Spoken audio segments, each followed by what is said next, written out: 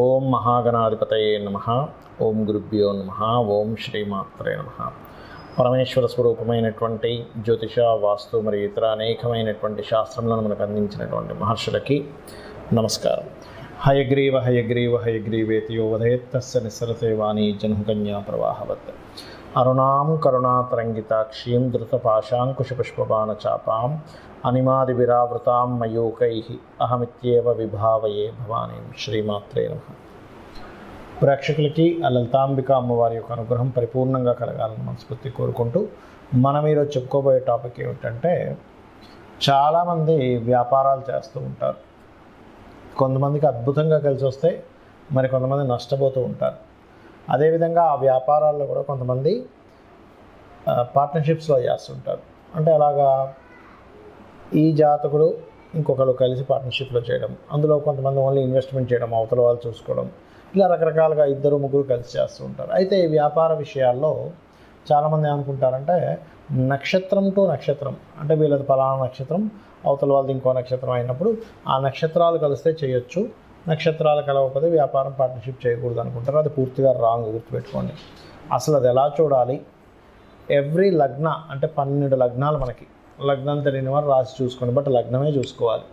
ప్రతి లగ్నానికి అసలు వ్యాపారం అభివృద్ధి అవ్వడానికి ఏం చేయాలి, ఒకవేళ పార్ట్నర్షిప్స్ చేస్తున్నాము కానీ పాడైపోయింది అన్నప్పుడు దానికి రెమెడీ ఏం చేసుకోవాలి, అసలు పార్ట్నర్షిప్ చేయడానికి మీ లగ్నరీత్యా సప్తమ స్థానాధిపతి ఎవరు చూడాలి, అదేవిధంగా మీరు ఏదైనా ఒక వ్యాపారం చేసుకోవాలంటే అసలు మీ జాతకంలో ఏం చూసుకోవాలనేటువంటి విషయాలు మనం ఇప్పుడు తెలుసుకుందాం. తులాలగ్నము, తులారాశి. తులారాశి వారికి ఉన్నటువంటి గొప్ప టాలెంట్ ఏమిటి బిజినెస్లో అంటే బ్యాలెన్సింగ్. ఎట్లా బ్యాలెన్స్ చేయాలి? నా దగ్గర డబ్బులు ఏంటి, నేను పెడుతున్నటువంటి బిజినెస్ ఏంటి, నా దగ్గర ఉన్న వనరులు ఏంటి, మార్కెట్ ఏమిటి, నా దగ్గర ఉన్న తెలివితేటలు ఏంటి, మార్కెట్ ఇది ఎంతవరకు ఉపయోగపడుతుంది అనేటువంటిది ఉంటుంది. అదేవిధంగా బిజినెస్లో ఎటువంటి ఆటుపోట్లు వచ్చినా సరే బ్యాలెన్స్ చేసుకోగలుగుతారు. ఎక్కడి నుంచి ఏదో రకంగా తీసుకొచ్చి దాన్ని బ్యాలెన్స్ చేస్తూ ఉంటారు. ఈ బ్యాలెన్సింగ్ గొప్ప యోగం మీకు. బికాజ్ ఆఫ్ తులా అంటే త్రాసు, బ్యాలెన్సింగ్ సైన్. అయితే ఇక్కడ మీరు బిజినెస్లో బాగా రాణించాలంటే ముఖ్యంగా మీరు అర్థం చేసుకోవాల్సిన విషయాలు 3 ఉంటాయి. ఏమిటది అంటే, మీరు ఎందుకు ప్రారంభించలేకపోతున్నారు, ఒకవేళ పార్ట్నర్షిప్ చేయాలా, ఓన్గా మీరు చేసుకోగలరా, పార్ట్నర్షిప్ చేస్తే వచ్చే ఇబ్బందులు ఏమిటి, లాభం రావాలంటే ఏం చేయాలి. ఇక్కడ మీకు 3 గ్రహాలు ప్రధానంగా ఇక్కడ మనం చూసుకోవాలి. అదేమిటంటే, ముందుగా మీరు ప్రారంభించడానికి గురువు యొక్క స్థితి ఎలా ఉంది తులాలగ్నం వారికి. గురువు యొక్క స్థితి కనుక సరిగ్గా లేదు, ప్రారంభించడం సరిగ్గా లేదంటే మీరు తెలియకుండానే ఎక్కువ అప్పులు తీసుకొచ్చి ప్రారంభిస్తారు. ఏమవుతుందంటే, స్టార్టింగ్లో విపరీతమైన అప్పులతో ప్రారంభించినప్పుడు మీకు అప్పు చేసిన రోజు నుంచే వడ్డీ పడడం ప్రారంభమవుతూ ఉంటుంది. ఎప్పుడైతే మీరు అప్పు చేసిన రోజు నుంచి వడ్డీ పడడం స్టార్ట్ అవుతుందో, అసలు ఫస్ట్ కంపెనీ లాభాల్లోకి వెళ్ళలేదు, కంపెనీ లాభాల్లోకి వెళ్ళకముందే మీరు అప్పులు కట్టే దాంట్లో ఉన్నారు. ఇంకా లాభాల్లోకి ఎప్పుడు వెళ్ళాలి, మీరు ఇదంతా ఇప్పుడు చేయాలి. కాబట్టి ఏమిటి, ప్రారంభించేటువంటి విషయాల్లో అప్పులు, లేదా ఎవరితోనైనా గొడవలు, లేకపోతే దాంట్లో ఏదో లిటిగేషన్స్, లేకపోతే ఏదో ఒక కోర్టు వ్యవహారాలకు సంబంధించి ఉండడం వల్ల, లేకపోతే ఇంకోటి ఏదో కారణం, ఏదో కాంపిటీషన్లో ఇంకోటి మిమ్మల్ని చెడగొట్టడం వల్ల, ఇట్లాంటి వాటి వల్ల ప్రారంభించలేకపోతుంటారు తులాలగ్నం వాళ్ళు. కాబట్టి ఇవి క్లియర్ అవ్వాలంటే దత్తాత్రేయ స్తోత్రం కనుక చేసుకుంటూ, దుర్గా స్తోత్రం కనుక చదువుకుంటూ ఉంటే ఈ యొక్క విషయాలు క్లియర్ అయ్యి మీకు ప్రారంభించడం జరుగుతుంది. ఇక సెకండ్ ఏమిటి, తులాలగ్నం వారికి ప్రారంభిస్తున్నాం, నేను ప్రారంభించాలా, పార్ట్నర్షిప్లో ప్రారంభించాలా, సొసైటీలోకి ఎలా వెళ్ళాలి, ఇలాంటివన్నీ క్లారిటీ రావాలి, బాగా నడవాలి అంటే కుజుడి యొక్క స్థితి బాగుండాలి. ఇది గుర్తుపెట్టుకోండి. మార్స్ యొక్క స్థితి బాగోలేడు, మార్స్ యొక్క స్థితి బాగుంది. 2 డిఫరెంట్ కేసెస్. మార్స్ స్థితి బాగుంటే ఏమవుతుందంటే, జీవిత భాగస్వామి డబ్బులు పెడుతుంది మీకు, తనే పార్ట్నర్ అవుతుంది.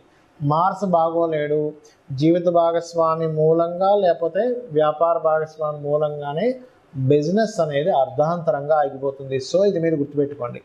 అలాగే ఇక్కడ మరొక విషయం ఏంటంటే, ఈ కుజుడు బాగున్నాడు బాగోలేడు మీకు అర్థం కావట్లేదు, డేట్ ఆఫ్ బర్త్ లేదు. అలాంటప్పుడు సింపుల్గా నేను చెప్పేది ఒకటే, మీరు అంటే టైం తెలియదు, ఫలానా డేట్ తెలుసు కానీ లగ్నం తెలియదు. సప్తమాధిపతి ఒక్కోసారి లగ్నం తెలుసు, తులాలగ్నం అని తెలుసు, కానీ ఎప్పుడో చెప్పారంటే, కానీ నేను ఇప్పుడు డేట్ ఆఫ్ బర్త్ నేను వేసుకొని జాతకం చూపించుకునేంత స్తోమత లేదనుకునేటప్పుడు నేను చెప్పేది ఒకటే, శుభ్రంగా మీరు ఆంజనేయ స్వామి ఆరాధన కానీ, నరసింహస్వామి ఉపాసన కానీ చేయండి. పార్ట్నర్షిప్స్తోని మార్కెట్లోకి ఎలా తీసుకెళ్ళాలనే దాని మీద క్లారిటీ పెరుగుతుంది. ఆఖరిగా మీకు రవి లాభాధిపతి అవుతాడు. అంటే మీ యొక్క వ్యాపారం లాభాల వైపు వెళ్ళాలంటే రవి యొక్క పాత్ర ఉంటుంది అక్కడ.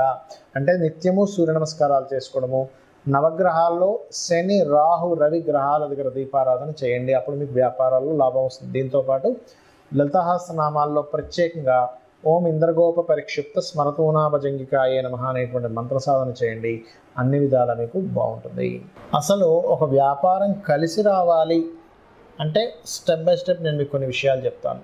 అంటే నేను చూసిన అనేక వందల వేల జాతకాలు, అనేక మందితో మాట్లాడి అనేక వ్యాపార సంబంధించిన అనుభవాలతో చెప్తున్నటువంటి అంశం గుర్తుపెట్టుకోండి.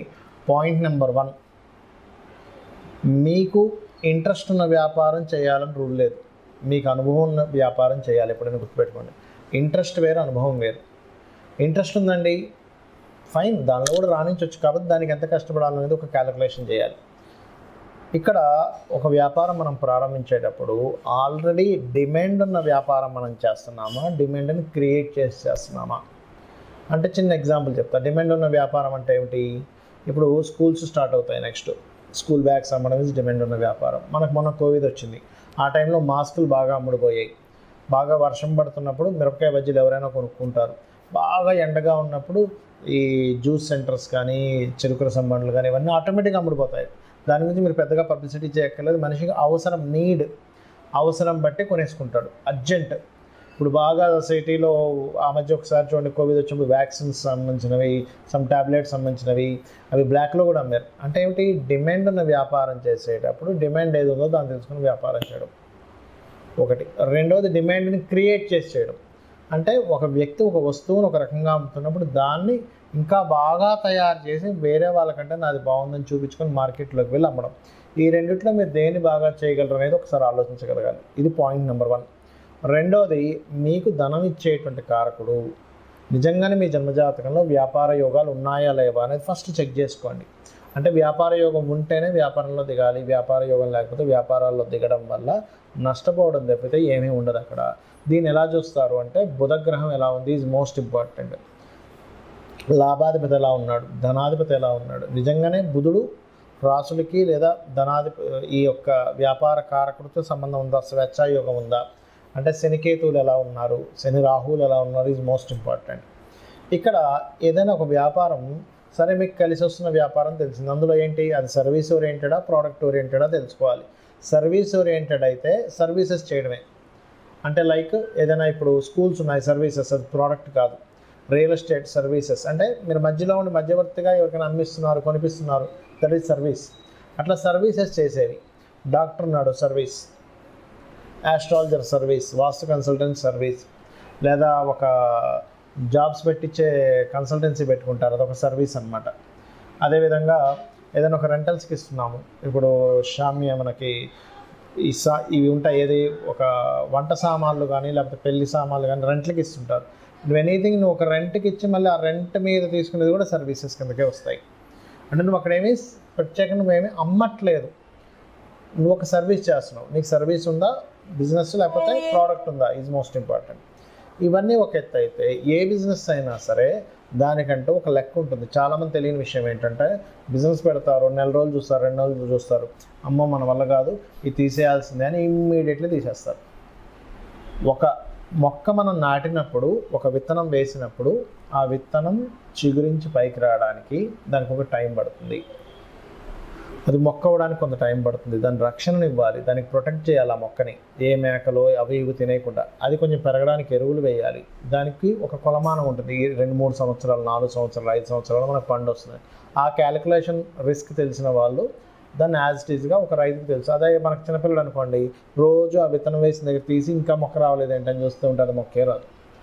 సో ఈ క్యాలిక్యులేషన్ ఫస్ట్ ఆఫ్ ఆల్ మీరు తెలుసుకోగలగాలి. ఇంకోటి, అనుభవం ఉన్న బిజినెస్లు ఎందుకు అన్నానంటే, అనుభవం ఏం చేస్తుందంటే, ఇప్పుడు చూడండి ఒక చిన్న ఎగ్జాంపుల్ చెప్తాను మీకు నేను. ఒక బిజినెస్ ఉంది. ఏమిటి ఆ బిజినెస్ అంటే, చిన్న ఎగ్జాంపుల్ మీకు ఏం చెప్తాను, ఒక జ్యూస్ బిజినెస్సే ఉందనుకుందాం, లేకపోతే ఒక పాల వ్యాపారమే ఉందనుకుందాం. ఒక వ్యక్తి పాల వ్యాపారం, ఇద్దరు ఫ్రెండ్స్ పాల వ్యాపారం ప్రారంభించారు. ఒక వ్యక్తి ఏమో లక్షలు సంపాదిస్తున్నాడు, ఇంకో వ్యక్తి ఏమో అప్పుల పాలయ్యాడు.